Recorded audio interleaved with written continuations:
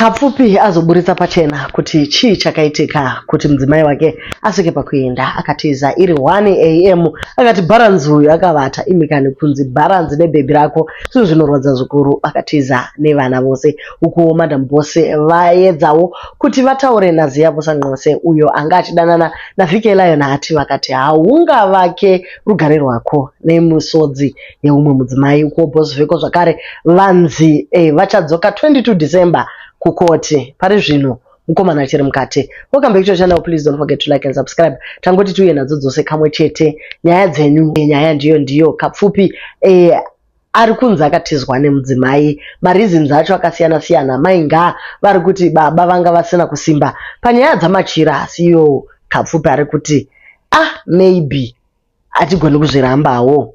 Imigani. Alright, regatidze nyaya yacho kuti iri kuti chini. So ati iye mudzimai wake Bishu akati iye murume akatora mudzimai wake achamubata agomubvambura. Mainga vakaseva namba yemurume wavaidana naye kuti ndiye ukai. Then vakange vachifambidzana kwenguva yakati kuti kusvikira umwe musi 1 AM vakazodecide kuti aiwa ivo zvakapfupi havachazvikwanisa. Saka vakabva vatizira na1 AM.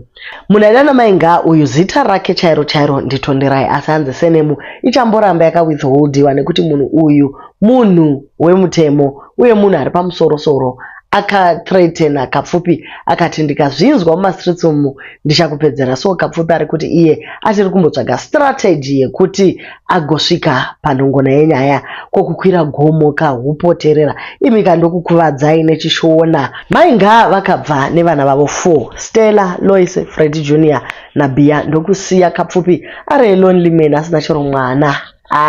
Amaya vakatozviplana zvinhu izvi zvekuti unobva waenda nevana vako. Asi anyway, it is something that is commendable as a woman. You do not leave your children. Kana wafunga kuita zvikiribidi enda nevana vako.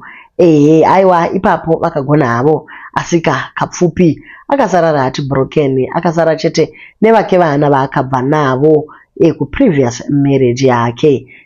Metro payataura naKapfupi ataura mashoko anorwadza zvikuru. Akati mudzimai wangu ini ihwaga. Bishu zvekutodaro akaseva namba yemurume mufoni kuti yeukai, ende isusu nguva yese taitongofunga kuti ishamwari yechikadzi, only to realize kuti aiwa vanhu ava vari kutotsobidana. Musi wakazoitika chiitiko ichi vakanga vakarara pamubhedha umwe chete. Tonderai uyu ndokufona achida kuti atizise bhebhi richibva rati bharanzi achakarara. Kapfupi azvinzwa. It is something that is shocking. He was quiet achinzi bharanzi kana guys ndinomuka ndikakavakava munhu. But anyway, Kapfupi ari kuti she was a person that he trusted and he thought kuti they would be together in the old age. She was confused by someone who gave her whatever confused her until she fled from me at 1 AM. Evidence iripo. Mainga vari kunze vakaibata mimba yemurume uyu vachigaramba maKapfupi, zvinova zvinhu zvinorwadza zvikuru, zvinotsamwisa zvakare kuti ko zvafamba seizve mumba mangu unouya nemimba yeumwe murume here. Zviri zvinhu zvakarwadzisa Kapfupi. But later on mimba iyi iri kunzi yakazobva pakaitika miscarriage. Chiri kunyanyisa kurwadza Kapfupi ndechekuti aishandidzana naMainga, so now he has to look for another partner wekuti aite masikiti ake naye. Chero paanonoimba pastage Mainga was a part of the team, so now pakutodiwa replacement. And Kapfupi zviri kumurwadza kuti they've built something together vachifunga kuti inheritance yevana vavo. Patiko zvino at this old age vakomana unotangira papi wowana zvoumwe unotanga kushukushana ndokushana nepamastage here guys. Nyaya yacho haizobuda. Manetizens ari kuti aiwaka hanti muchinda uyu akasiya mukadzi wake Margaret Gejo achienda kuna Mainga. Life is like a will mukoma. It's your turn yekuungudzawo zvakaita mukadzi wamakasiya muchinogara nechigagairwa chenyu Mainga. It's a test of your own medicine. Wakasiya vana vako 2 uchizvidza gamba uzova strong but hausati watanga. Iwewe handiti newe wanga uri chikomba chaMainga. Saka tiri kuti dzimba idzi dzinoda kunamatirwa. Vakadzi vanoudzwa kuti simbai pamabvi. Ndizvo zvimwe zvekuna Kapfupi, simba pamabvi. Vakadzi vana vadiki vanonyengedzwa nezvinhu zvisina basa. Panotoda kuti usimbe. Then recently takambotomentwa neLove yaziya Nxose pamwe chete naBudi Viki Lionheart vakabva vati rova left right and center vakati vawana mukosa wavo anovaitira zvese pariko zvino guys vadzoka zvakare mumastreets iwaya mashoko amanetizens ayenzi to end in tears aiwa dzangova nzizi kuEastern Cape uko vanhu vari kuita kukurwa sister vakanyora vakati do not be fooled by scammers vanhu vakati ayewa kamainini zvataingotaura kuti maona zikumota riya mukati chinyi nyika yose yakakudzaiwani kuti mukomana we haiti mukafunga kuti isu teenagers yezvoka zvaiwana ngwarati sisimeli vati haiwawo when you were playing Makuti duties which company was he working for now you are saying beware of scammers were you not squandering that money too Thomas Shanje akati haiweka chitombotimirira zvako ibva apa this was you 5 months ago singing I just wanna fall in love nhasi wakuda kuya kuzotinyaudza aiwa bodo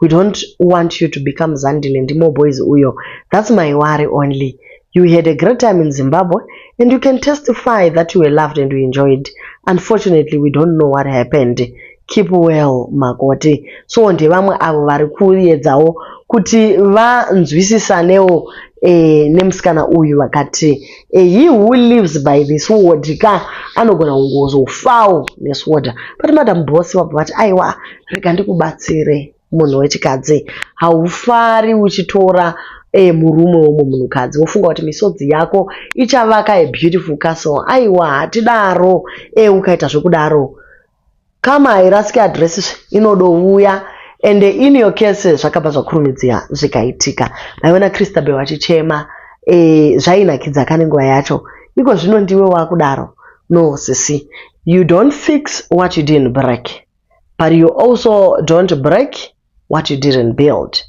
you watched another woman cry after taking a husband you thought you would die together but look where you are now life is a way of correcting itself they are probably back together now. You are a beautiful lady. Find your own man, not someone's husband. I'm sure you can find someone who's truly yours. This is a lesson to all the ladies. Don't break someone's home.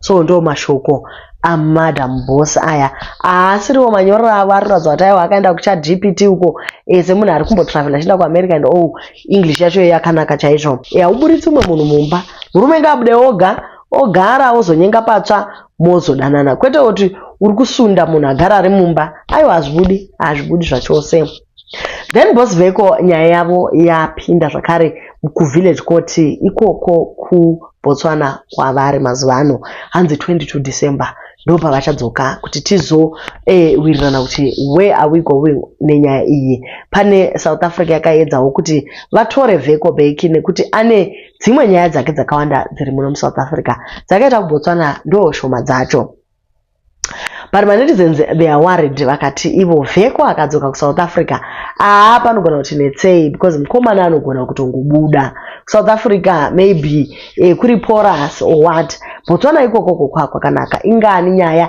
dzaVeko dzakaripotwa kuSouth Africa kuKempton Park Midrand kupi kuSouth Africa ikoko but hapana chakabuda manetizens ari kuti ivo vari kutonamatira kuti arambe ari kuBotswana ikoko kusvika nyaya yake yawerengedzwa yaperera ikokoko apuwe sentence kana achizoya kuSouth Africa womuchayawo neyavo sentence yekuZimbabwe vachidaro nekuti nyaya dzakawanda dzakaripotwa all over South Africa kwaingonzi Evans Swechere Diamond Migration Boss Veko but hapana chakambobuda pazviri saka Botswana ikoko they are doing great ngavangokontinya vasote nyaya dzacho mukomana kana zvikwanisika kuti awanewo kudzorera vanhu mari dzavo ndozvimwe zvinenge zvakakosha yes kuseva sentence tiri kukunzwa asi kamari isusu tichiri kuda kuenda kuSerbia tiri kuda kutoenda kuMontenegro kwatakapromisiwa mari tiri kutoida saka Veko anofanira kuita something aiwa tichindovhara zvedu matoona kuti mainyati dumbu ratoti tukutuku kudai manje so aiwa zvikuru zvinenge zvomanya zvibarira payadhi